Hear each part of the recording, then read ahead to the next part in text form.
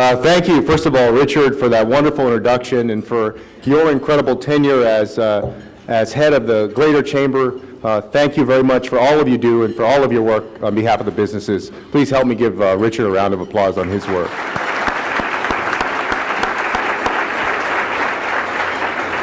And to all of the dignitaries and folks from many of the important institutions in our city, thank you very much for being here, and thank you for all of the wonderful work that you do on behalf of the people of San Antonio.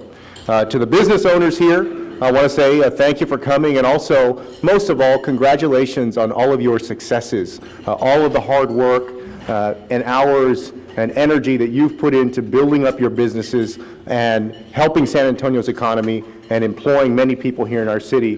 We can't say thank you enough. So thank you for all of the work that you do. Of course, you all by now are probably familiar with my old joke about the difference between my brother and I and how you tell us apart.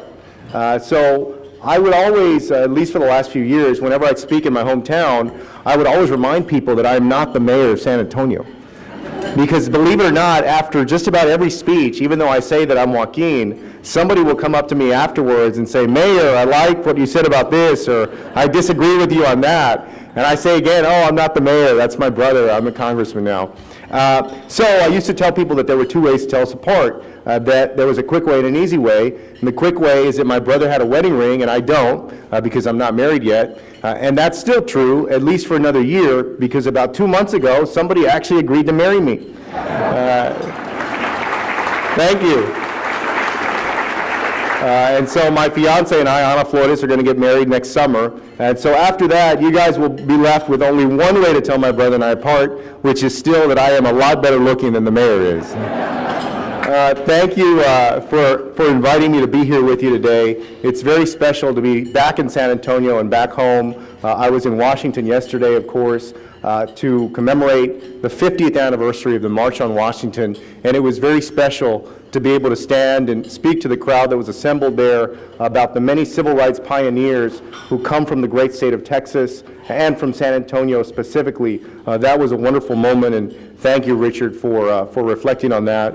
I also want to acknowledge my predecessor who is here, the great Charlie Gonzalez, who preceded me.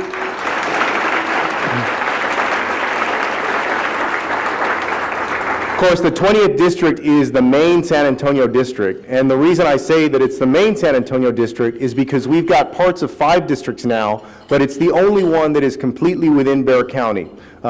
Lloyd Doggett, for example, goes from Austin to San Antonio.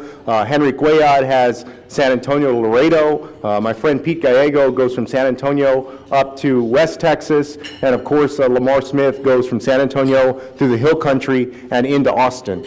So this is the district that's got so much history, so much wonderful history, represented starting in 1961 by the legendary Henry B. Gonzalez, who won the district in a special election when President Kennedy was in office, and then well represented starting in 1999, I believe, by my predecessor, Charlie Gonzalez. And every time I see Charlie now, I joke with him that, I know why he retired. Serving in Congress for 7 months, 8 months now, I know why you retired, Charlie, and if you ever want your job back, just let me know. No, it's been wonderful to be able to represent San Antonio. And I want to give you just a kind of a sketch of what we've been up to in my office. My chief of staff is here, my press secretary, both in from Washington. What we've been up to in my office to represent San Antonio and to serve the people of San Antonio, and then also talk to you about some of the challenges that are confronting Washington in this time.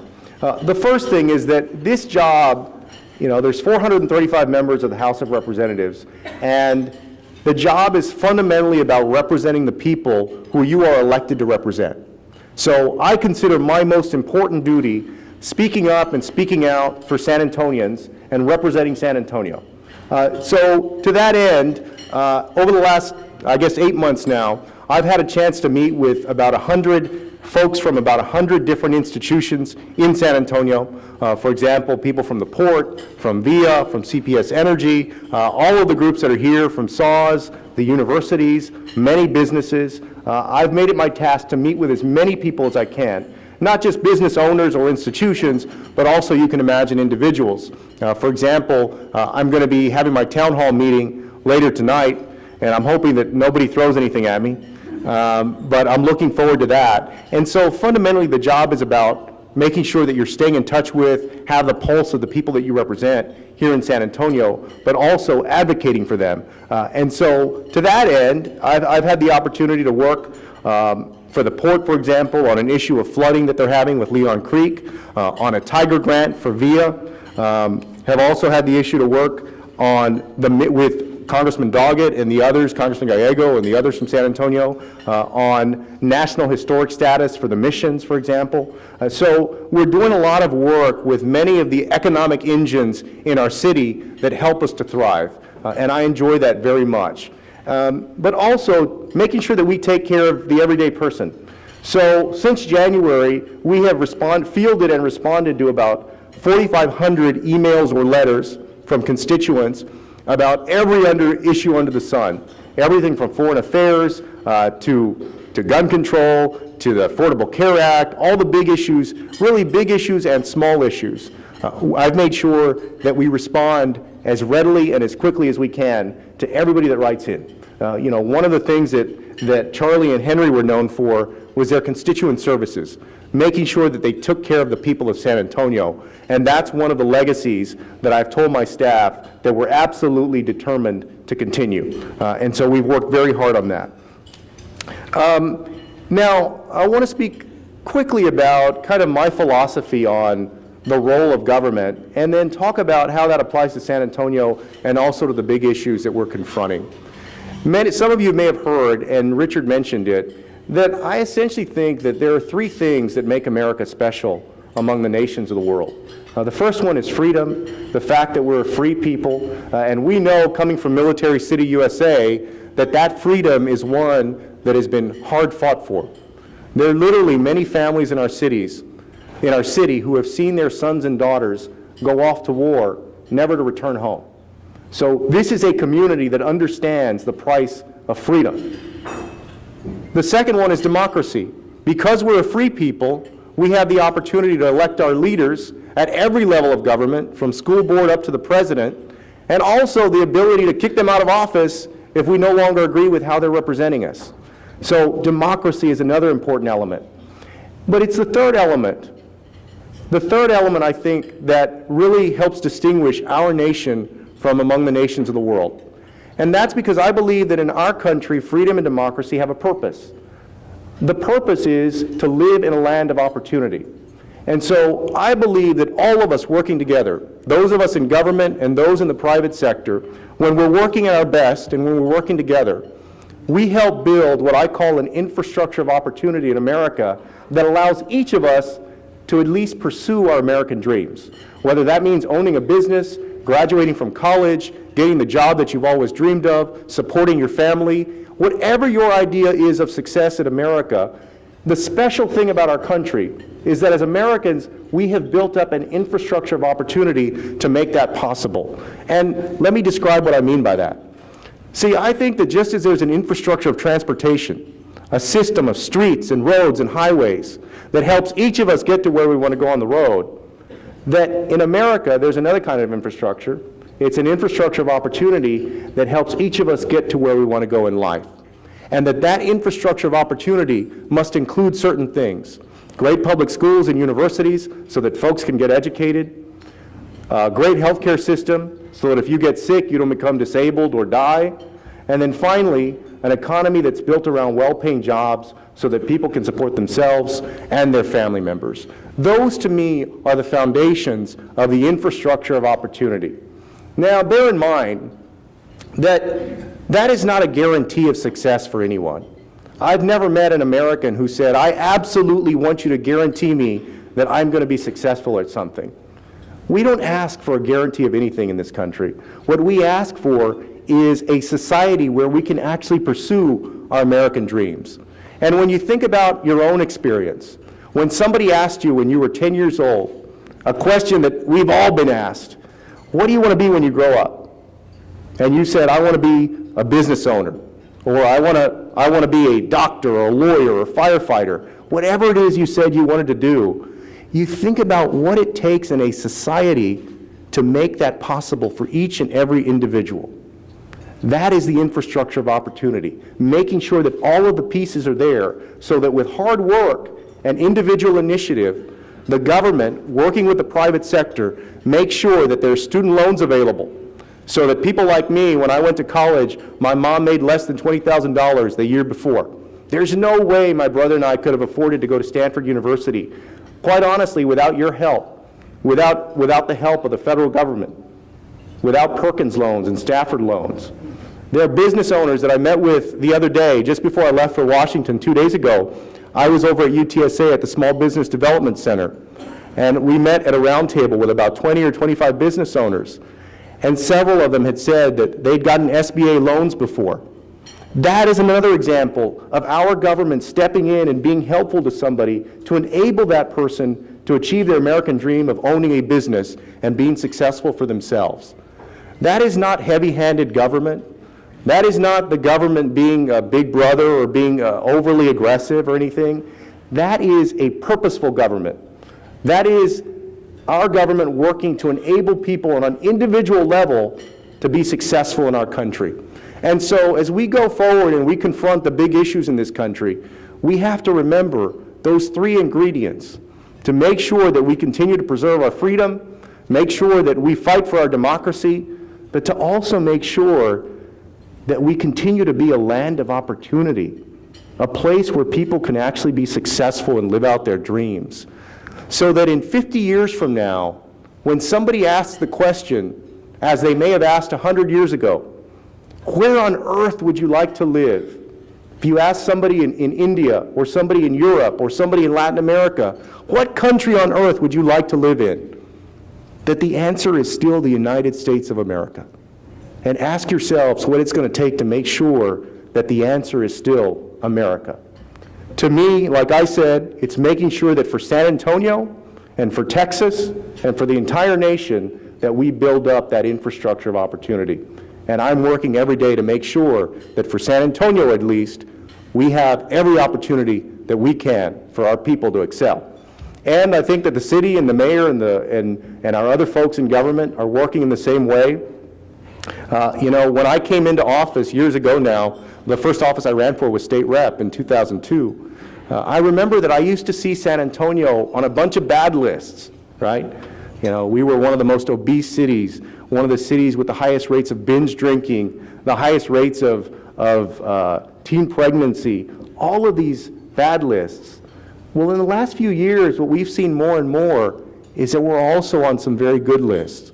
So even this morning, as I was reading through the news, I read that we are now the number 10 city in the nation for global trade, for example. Forbes magazine ranked us not too long ago as one of the best cities for business and for small business. These are accomplishments that we can say are real successes for our city. There is a lot of momentum and a lot of wind behind us now, and we should strike in this moment to continue to build upon it. And as I say that, I also want to warn that I think if you look at state politics and national politics, there is this creeping nihilism that is masquerading as conservatism that I think is dangerous to that infrastructure of opportunity and to the success of America. And I hope that as we think about how it is that you start to own a business, that it's all of your hard work, it's your individual initiative, but sometimes somebody needs that SBA loan with a lower interest rate. When somebody's off to go to college and they can't quite afford it. I can't tell you how many times I block walked as a state rep and for Congress, and there was a middle-class family or a low-income family or even some upper-middle-class families who were trying to send 2 or 3 kids to college in 4 or 5 years that said, I don't know if I can afford this. That government has a real role to play in making sure that these things are possible. Government's not going to do our homework for us. It's not going to run your business for you. It's not going to make you successful. But it has a role to play in making sure that success is possible. So when we hear folks speak almost in a nihilistic tone, we should be wary of that. That said, there's some big issues confronting the federal government that I know that you guys are very aware of. One of them is immigration, for example. This is a very a hotly contested item. There were three big issues starting the year that I thought would take a lot of the attention of Congress, and this was one of them, and it's still one of them. And this is what I tell people when I'm in Washington. I come from Texas. Texas has the longest border with Mexico of any state in the nation. 1,200 miles of border with Mexico. We do more trade with Latin America than any state in the nation. So I think that we have the most to gain or lose as Texans by how this debate turns out. So I always find it a little bit curious when I hear folks from Iowa or folks from Maine or other places speaking very vociferously on this issue, when I think that the Texas voices from the Valley on up to the Panhandle are the most informed, perhaps, of any state in the nation. I know California and Arizona and New Mexico also have a lot of space, a lot of border with Mexico, and there is the Canadian border, of course. But we should not we should not concede the opportunity as Texans and as Texas lawmakers to be leaders on this issue. I mean, let's be honest. There are 4 or 5 major American and Texas industries that would not exist the way they do but for immigrant labor. Everything from the high-tech side in Silicon Valley, where 30% of the businesses are now owned and were started by immigrants, to the low-tech side. The agricultural industry, for example, self-reports that 50% of its workers are undocumented, which probably means that 75% of its workers are undocumented. So the hospitality industry, the construction industry, all of these industries that are so vitally important to the success of our economy, it's important that we come to a resolution and that we pass comprehensive immigration reform in 2013.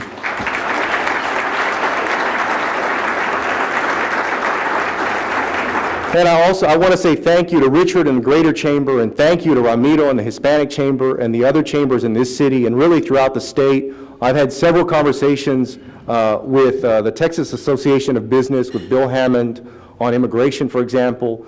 They've been a great voice, a reasonable voice in making sure that the conversation remains productive and that we come to some kind of agreement within the Congress. Some of the other issues confronting us in Washington, the fiscal issues, for example. You guys, over the last few years, have heard, we've been introduced to what were seemingly new terms: sequestration, the fiscal cliff, continuing resolutions, the debt limit. All of these fiscal matters, and Congress, over the last several years, has not been quite able to come to a resolution, to pass a budget rather than just a continuing resolution.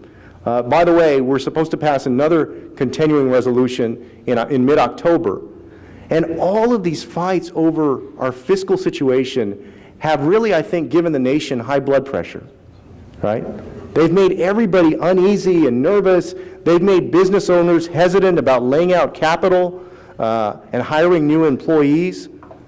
The fact is, Congress has got to get its act together, come to agreements on these major issues, get our fiscal house in order. Our deficit continues to come down at the fastest rate, I think, that it's ever decreased.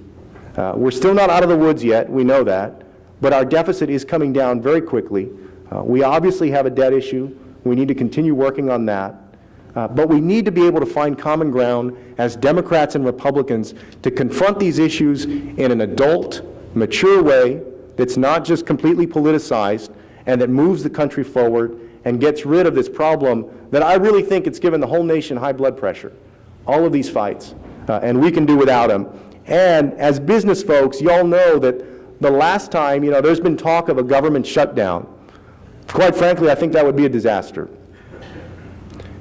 The last time there was a threat of that, our ratings with the U.S. government credit ratings with the ratings agencies declined, which means it's more expensive to borrow money, for example. That's not a good thing for our country. And so I hope that we can come to a resolution that moves us forward and not mires us down simply in politics. And then finally, and I'll take some questions if y'all have them, and I know I've left some stuff out, but I wanted to leave time for questions. As a nation, we face some very tough international issues. I'm very blessed to serve on 2 committees, the Armed Services Committee to help protect Lackland Air Force Base and our military assets, and the Foreign Affairs Committee. And one of the things that we worked on, for example, with respect to Lackland, is I circulated a letter that was signed on to by many Texas members of Congress, including Republicans. Steve Stockman, for example, from the Houston area, who is probably about as far to the other side of me as you can get. He signed on to the letter. Other Republicans and Democrats from other places. And the letter said this. It was a letter to the administration that said, look, if you guys are going to do another BRAC round, because there was serious talk of a BRAC round, we want to make sure that there's an analysis done first of excess capacity at overseas bases before you consider closing any bases here at home. That was an issue that was championed not by a Democrat first, but by Kay Bailey Hutchison in the U.S. Senate for several years. That is a reasonable position. We need to make sure we understand that the primary role of our military assets is to protect the country and to help our allies, more than being a jobs program. But where there is an opportunity, we want to make sure that we protect the military assets and the jobs here at home. And so if there is excess capacity, we want to identify it, and if we have to do away with that first, we do it. So some of the big international issues confronting us, I was given advice here by somebody, a very nice person, that said we don't want to go to war with Syria. We have this question about how we're going to handle the conflict in Syria. The president is supposed to come to a decision, I think, within the next few days, and I'm hoping we'll consult with Congress about that decision, about how we're going to handle what seems to be horrible human rights violations, the use of chemical weapons by the Assad regime in Syria. And you can imagine there's a lot to grapple with there. The American appetite for intervening in other nations is very low. In fact, there was a poll done that showed only 7% of Americans would want to see boots on the ground in Syria.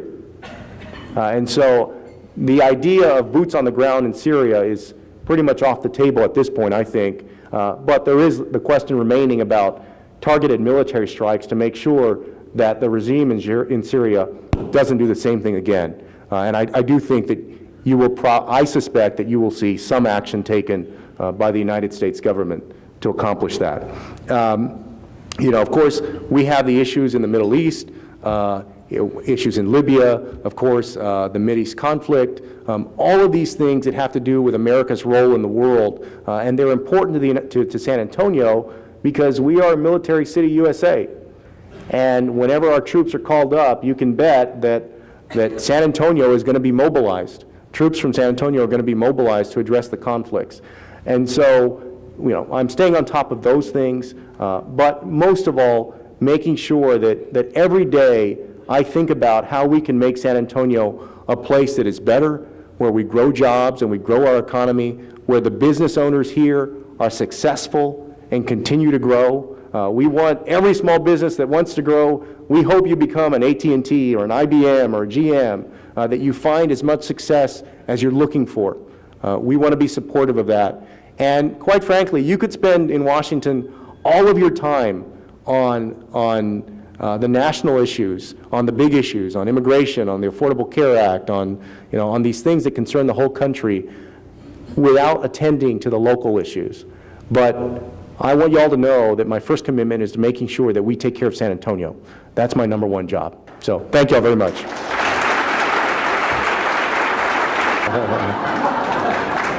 Well, I'll just leave that to Julian, Lou. Yeah, no, my brother and I were in this Texas Monthly article, I guess a month ago, and the writer there, suggested that we were somehow complacent because we weren't running for another office. And I thought it was funny. I just got to Congress, right? I'm in my first term. I mean, Charlie, I'm in my first 8 months, right? So I'll be in Congress for a while. And my brother really is enjoying being mayor of San Antonio. That really was his dream when he thought about public service, was to be mayor of our hometown. And believe me, he has turned down bigger opportunities because he wants to be mayor of San Antonio. He loves it every day and is trying to do everything that he can to make this city a better place. So, thanks, Luke. Yeah, Congressman. You see, that's what I'm talking about. Yeah. I think we're moving. I don't think we're moving. I think we're moving closer there. Unfortunately, I don't think we're moving as quickly as we could. When I was vice chairman of the Higher Education Committee, for example, in the state legislature, there was a pot of money created to allow 7 universities in Texas to compete for Tier 1 status, for example, and UTSA is one of those universities. I met with Dr. Romo a few days ago, and he mentioned something that I think is remarkable, which is in the last 10 years, UTSA has almost doubled the number of degrees that they are awarding every year, which is fantastic for the city. But on the other end, he mentioned, which I think coincides with what you're saying, you've got to make sure that as you're graduating more folks in engineering and the STEM fields and fields generally, that you also have the jobs that you need to place those people in. And so there's a lot of work to do. I'm heartened by what Rackspace is doing in Graham Weston and his commitment to geekdom, for example, in developing our high-tech sector. I was invited to speak along with Darrell Issa in Congress. We were with some folks out in Washington, and we were with their incubator, their geekdom, called 1776 in Washington, and I connected those two groups because I thought that there were synergies there between what was going on in Washington, and that group was started by Steve Case, who was the guy that started AOL. And so, we want to develop that sector. We want to diversify our economy. You all know that, the pillars of the San Antonio economy for a lot of decades was our military bases, our 5 military bases, and our hospitality industry. It can no longer be said that San Antonio is only a 2-horse town now. I mean, you have a very diverse economy, but there are sectors that we need to aggressively help grow so that we are fully into the 21st century. I'm committed to that and finding every single way that we can do it. Yep. With respect to Syria, I'm waiting to see what the President and the administration propose. At this point, I wouldn't support having our troops enter Syria. I am open to the idea of military strikes to stop the Assad regime from taking further really grotesque actions against their people. We know that that situation it's a cauldron.